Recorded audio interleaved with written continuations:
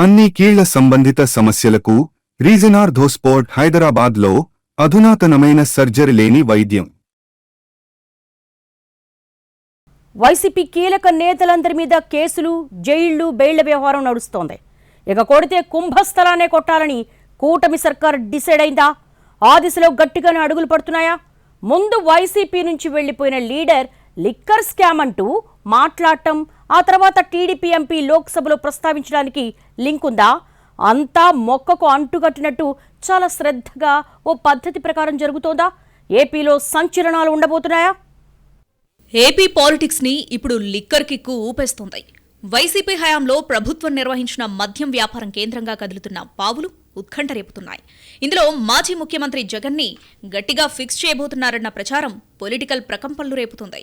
గత ప్రభుత్వ హయాంలో భారీ కుంభకోణం జరిగిందంటూ ఇటీవలే వైసీపీని వీడిన మాజీ రాజ్యసభ సభ్యుడు విజయసాయిరెడ్డి మాట్లాడడం, తాజాగా టీడీపీ ఎంపీ లావు శ్రీకృష్ణదేవరాయలు లోక్సభలో ఈ విషయాన్ని ప్రస్తావించడం యాదృచ్ఛికంగా జరిగిన పరిణామాలు కావన్న చర్చ జరుగుతుందట వైసీపీలో. ఏపీలో ఏకంగా 20,000 కోట్ల లిక్కర్ స్కామ్ జరిగిందని, 1,000 కోట్ల రూపాయలు దేశం దాటి వెళ్లిపోయాయని, దీని మీద ఈడీ దర్యాప్తు జరిపించాలని లావు లోక్సభలో కోరడం చూస్తుంటే ప్రభుత్వం ఎంత సీరియస్గా ఉందో అర్థమవుతుందన్న విశ్లేషణలు సైతం పెరుగుతున్నాయి. కొడితే కుంభస్థలాన్నే కొట్టేలా అంతా ఒక పద్ధతి ప్రకారం జరుగుతుందా అన్న అనుమానాలు వ్యక్తమవుతున్నాయట. 2019లో అధికారం చేపట్టిన వైసీపీ సంపూర్ణ మద్య నిషేధంలో భాగమంటూ కొత్త లిక్కర్ పాలసీని తీసుకొచ్చింది. అంతకుముందు ప్రైవేట్ వ్యక్తులు నిర్వహిస్తున్న మద్యం షాపులను ప్రభుత్వం ఆధీనంలోకి తీసుకుంది. కానీ ఆ తర్వాత ఏపీ లిక్కర్ సేల్స్ ముఖచిత్రం మొత్తం మారిపోయింది. అంతకుముందున్న పాపులర్ మద్యం బ్రాండ్స్ ని రద్దు చేసి ఊరు పేరు లేని కొత్త బ్రాండ్స్ తీసుకొచ్చారని, జనంతో నాసిరకం మందు తాగించారన్న ఆరోపణలు వెల్లువెత్తాయి. అప్పటి ఏపీ బ్యావరేజెస్ కార్పొరేషన్ ఎండీ వాసుదేవరెడ్డితో పాటు ప్రభుత్వ సలహాదారు రాజ్ కసిరెడ్డి కనుసన్నల్లో ఈ తతంగం నడిచిందని ఆరోపించాయి నాటి ప్రతిపక్షాలు.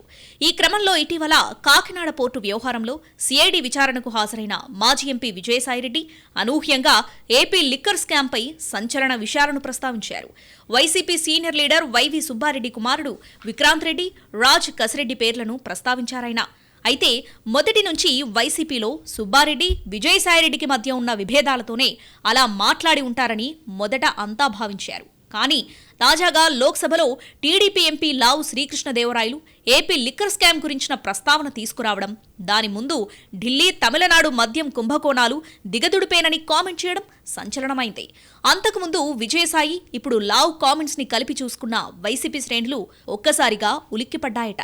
దీంతో ఇదంతా పక్కా ప్రణాళిక ప్రకారం జరుగుతుందని, లిక్కర్ స్కామ్ లో జగన్ టార్గెట్ గానే పావులు కదుపుతున్నారని మాట్లాడుకుంటున్నాయట పార్టీ వర్గాలు. రాజకీయాల నుంచి తప్పుకుంటున్నట్టు ప్రకటించినా సోషల్ మీడియాలో యాక్టివ్గానే ఉంటున్నారు విజయసాయి. జగన్ మీద డైరెక్ట్ గా విమర్శలు చేయడం ద్వారా తన వైసీపీ ముద్రను చెరిపేసుకునే ప్రయత్నం చేస్తున్నట్టు కనిపిస్తుందని అంటున్నారు పరిశీలకులు. దీంతో ఆయన కూడా కూటమి నేతల డైరెక్షన్లో వ్యూహాత్మకంగా పావులు కదుపుతున్నారనే అనుమానాలు పెరుగుతున్నాయట వైసీపీలో. లిక్కర్ స్కామ్ లో ముందు ఎంపీ మిథున్ రెడ్డి పేరును ప్రస్తావించడం, ఆ తర్వాత నేరుగా విక్రాంత్ రెడ్డి పేరు రావటం వెనుక అసలు టార్గెట్ జగనేనని భావిస్తున్నారట. మరోవైపు అమరావతిలో సీఎం చంద్రబాబును ఎంపీ లావు శ్రీకృష్ణదేవరాయలు కలిసి ఢిల్లీ పరిణామాలను వివరించినట్లు సమాచారం. అంతకుముందు ఆయన కేంద్ర హోంమంత్రి అమిత్ షాను కలిశారు. దీంతో కీలక నిర్ణయం దిశగా అడుగులు పడుతున్నట్టు అంచనా వేస్తున్నారు పరిశీలకులు. ఇప్పటికే స్పందించిన వైసీపీ కీలక నేత మాజీ మంత్రి పేర్ని నాని ఏపీలో లేని లిక్కర్ స్కామ్ పేరు చెప్పి కూటమి ప్రభుత్వం ఏదో ఒక రకంగా జగన్ను అరెస్ట్ చేయాలని చూస్తుందంటూ సంచలన వ్యాఖ్యలు చేశారు. దీంతో జగన్ అరెస్టు విషయంలో అటు వైసీపీలో కూడా అంతర్గతంగా గట్టి చర్చే జరుగుతున్నట్టు అర్థమవుతుందని అంటున్నారు పరిశీలకులు.